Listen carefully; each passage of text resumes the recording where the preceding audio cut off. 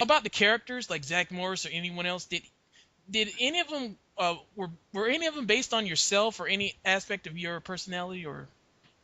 That's funny, but you asked that because when they were named after friends of mine, and for instance, Slater was a kid in my son's kindergarten class, and Zach was named. I was very friendly with John DeLorean. Remember the DeLorean car from Back to Yes, the Future? yes. And his son was Zach. That's where that name came from. And but I did about 10, not 10 years ago, about 9 years ago, I did a 35 college tour. And I would teach a class, and then we'd have a big Saved by the Bell night. 5,000 kids at Baylor, 1,200 at Michigan.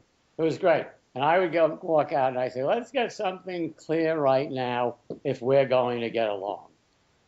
I was definitely not Zach. I would have loved to have been Zach.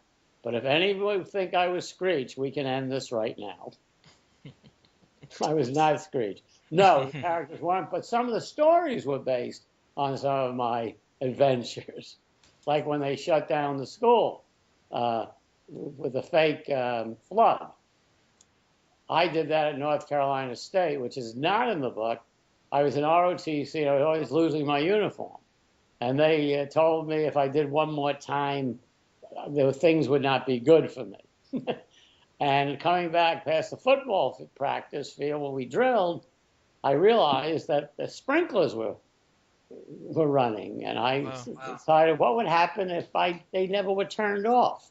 They were turned off, and I snuck out and put them back on, so we couldn't drill the next day, and I couldn't get in trouble for my uniform being at the cleaners. Now that was the inspiration for Zach and Screech to make believe the school was flooding so that they didn't have to take the terrible testaverdes test. Okay. Hopefully you didn't dabble in any caffeine pills, did you?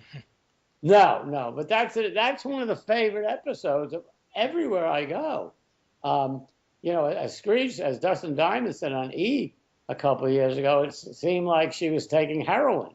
But what happened was we wrote it as though she was taking speed because she was trying to get to Stanford. She was in the singing group. There was never any time for her, and the network said, "No way. There's no way you can do speed."